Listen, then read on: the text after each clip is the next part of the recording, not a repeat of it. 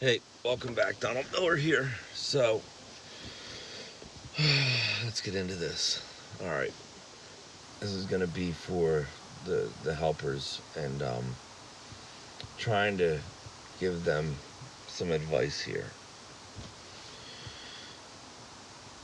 The small decisions that you make every day, the littlest decisions, the decisions that you don't even think twice about, are the decisions that actually affect your life more than the big ones.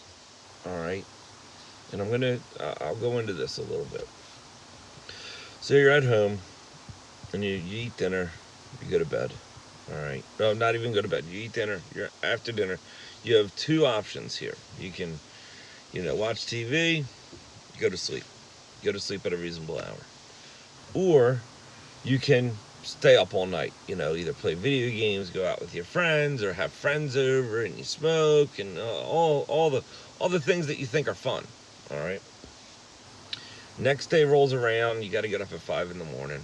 All right, and the person that watched TV went to bed early. He's tired, but he gets up. Okay, he's moving, and he's in a decent spirit because he had a good night's rest. Okay, so he makes his way to work and says hi to everyone on the job. He's very pleasant, and he's nice to deal with. You tell him what to do. If he makes a mistake, you can correct him and you explain why he made the mistake, and he's okay with it. And there's a good symbiotic relationship there. Okay, there's a good ebb and flow. That's what you want. Okay, that's the good side. Okay, so there's there's two people that are within each person. Like when you're in the trade or you're making decisions, there's always a good side of you and a bad side of you. And the ones that are going to excel in this career, the good is going to always outweigh the bad. All right. And this is what I mean by the bad. So let's go to the other side, the guy that's decided to stay up all night playing video games. He's not out. Maybe he didn't go out and party. Okay. Let's just say he stayed at home, played video games at 2 in the morning. Well, he gets up at 5, can barely get his head off the pillow. Maybe he had to hit the snooze like 20 times, but he gets up. He's groggy now. He makes his way to work, and maybe he's 10 minutes late because usually the guy that stays up to 2 in the morning can't even get there on time, so he's 10 minutes late. Okay, not a problem. That's forgiven. He starts working. But now every little problem is like a catastrophe to him because he's cranky, he's tired, he can't. And then when he makes a mistake, he gets very defensive. Okay, as if it wasn't his fault. That's the guy that will make excuses for all the mistakes he makes. All right. That's the guy that creates a negative attitude on a job. Okay. And just by the little decision the night before of whether to relax and go to bed early or play video games until midnight, that decision right there can dictate your entire future. Because the person that's negative on a site and that has a bad attitude and snaps back and argumentative, all that crap, you're arguing with someone who's already accomplished or successful. Okay? If you're looking to be successful in this trade or you're looking to excel in this trade, you don't want to go onto a job site cranky and with not enough rest. And so that little person the night before is going to dictate if you excel in this trade and make a good amount of money or if you're going to stay at entry level or at a lower pay rate. And it's always the smallest decisions that dictate where you're going to go in this trade. Okay, and I try to explain this because everyone wants a job doesn't mean anything. A job just means for that moment you have somewhere to be. All right.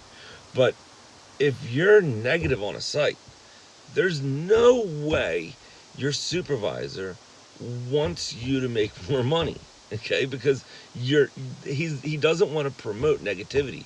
He doesn't want to create a job site where it's negative or it's argumentative on the site. What he's trying to do is promote a happy site. So the person that's rested and, enjoying themselves, that's going to be the job site that everyone wants to be on. The negative person is most likely either going to get put upstairs or away from everyone, okay? Because the supervisor is not going to want that negativity to spread, okay? And I've had plenty of conversations with helpers where I ask them, what is your nighttime routine? Because if I'm aware that something's wrong, that's why I'm not coming at you out of the blue just to attack someone. I'm coming at helpers because I see something that's wrong. Okay, so maybe it's wrong with the way they're living, maybe they're fighting at home, or if it's on my job site and I see something wrong, I try to approach it and ask the guy. And if I approach a guy that's well rested, it's a decent conversation. Okay, because it's mutually respectful, and we can get to the heart of the problem if there is a problem, and we can go forward. All right. You approach someone that's cranky or argumentative or in a bad mood because they only got 3 or 4 hours of sleep. Okay, that can really, it's hard to talk to someone like that. 9 times out of 10, they're going to be stubborn, argumentative, because they know inside, deep down, that they're doing wrong, and maybe you caught them, and they're pissed off that you caught them. So, if you're looking to excel in this trade, you have to start making decisions that help your life and not hurt it. Okay, so if in your mind you're broke, you say, I don't have any money. I've done this with guys that are like halfway through, okay? So like journeyman level, even mechanics. Mechanics have poor money management skills. And this is what I tell them to do. You can go get, let me see if I have one. Here you go.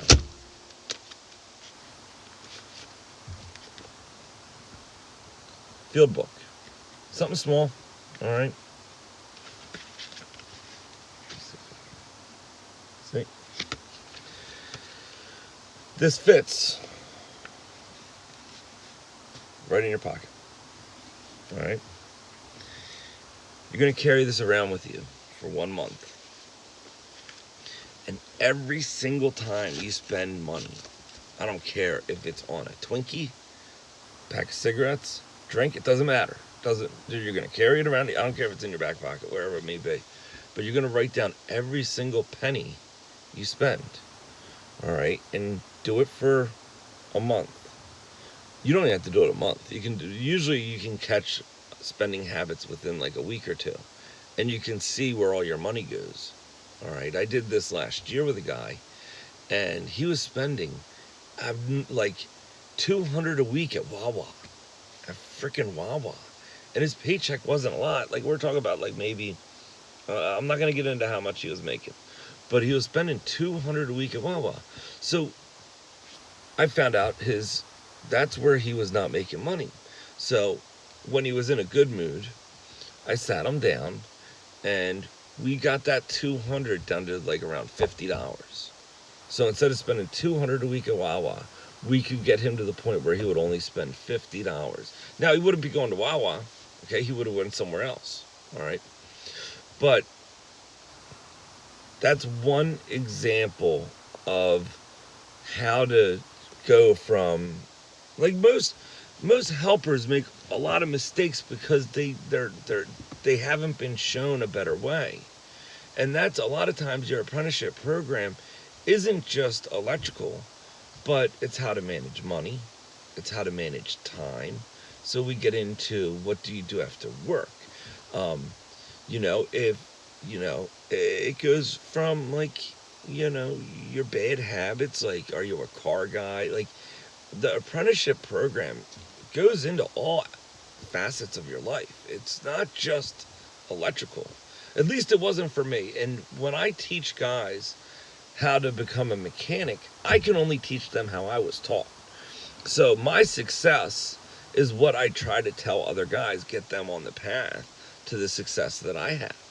All right, that's all I can teach. I can't teach you, like, I'm not a commercial electrician. I know commercial and I can do commercial, but if I were to consider, like, I'm a master electrician, I'm ICC certified. But if you put me on a site where we're, let's just say, pump and tank work, I'm not going to be a master electrician of pump and tank work. I'm not going to know all the little ins and outs. I can hang. I can definitely hang, but I'm not going to be a master electrician, nor would I ever call myself one.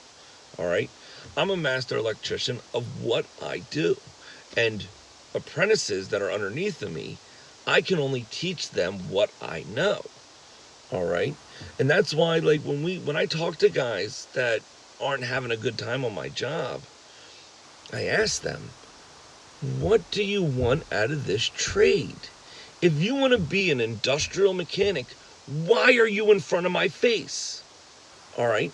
Go get a job with an industrial electrician and apprentice underneath him. Don't be in this trade just going for any job you can find. You're going to be a miserable SOB because the abuse you take to become a mechanic, you better be in the right field you want to be in, because the abuse sucks. Okay? It's rough. It's hard. All right? I knew exactly what I wanted to be. I knew exactly the type of mentor I wanted to find. And I went out and I found him. Okay? And he told me no for so many months. Every time I asked to apprentice underneath him, he says, get out of here, kid. Get out of here, kid. Eventually he said yes. I was persistent. I just, every freaking week, I'd call him up. I harassed the hell out of him. And he said yes. And, I'm here now. But this trade can offer you the world. This trade can teach you so much. But you have to be smart about it. So like, I specialize in rewiring homes, okay? I specialize in dealing with plaster.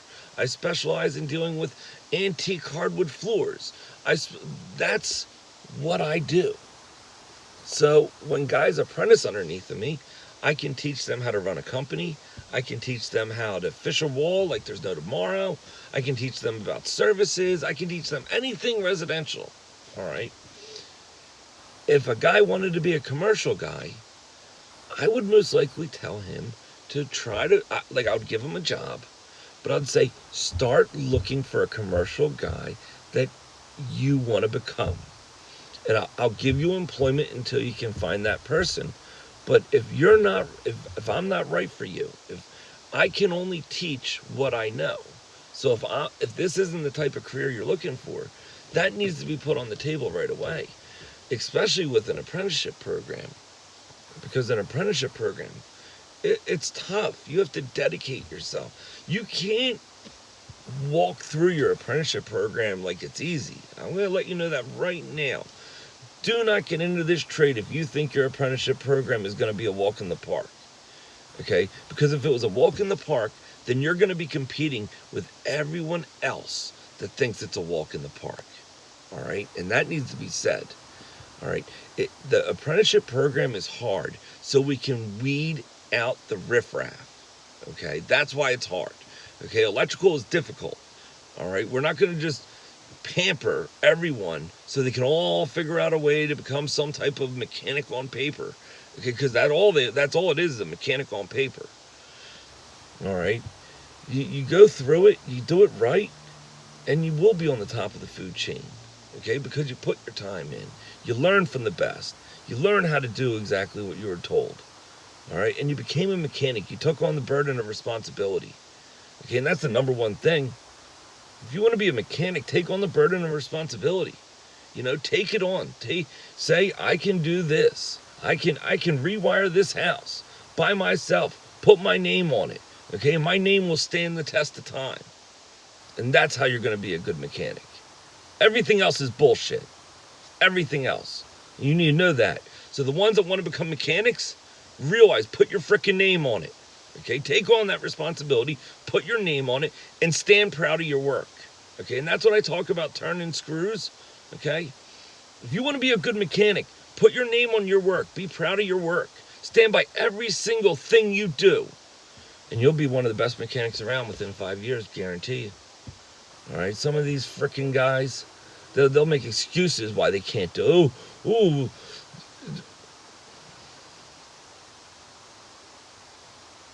I love excuses. If you're like a grown man making an excuse, it's truly pitiful when you hear it. I would rather hear honesty that I don't know or I messed up than a grown ass man giving me some lame ass excuses if he's 15 years old.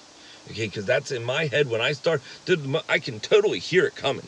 Like before, like I can tell by his mannerisms. I can tell by his hesitation and his pauses and his words when I hear an excuse coming. And an excuse is nothing more than saying that I failed, but I don't want to admit that I failed. You know, it would be a little bit more honorable if he came in and it just was like, listen, I was lost in the sauce and I have no idea what I'm doing.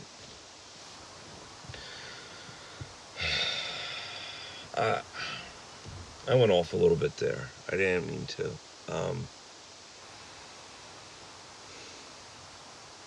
It's the little decisions that you make that'll determine if you're going to be a badass, awesome mechanic or nothing but a gutter ass hack.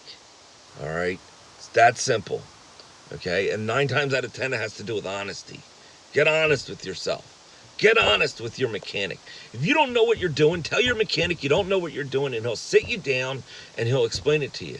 And if he's explained it to you 10 frickin' times and you haven't gotten it yet, maybe you need to figure out why the fuck your brain ain't working. Okay? Maybe it's, dude, lack of sleep is the number one reason why people can't retain information. Okay, that's a given. I gotta go to work. God bless. Take care. Have a good day. Bye-bye.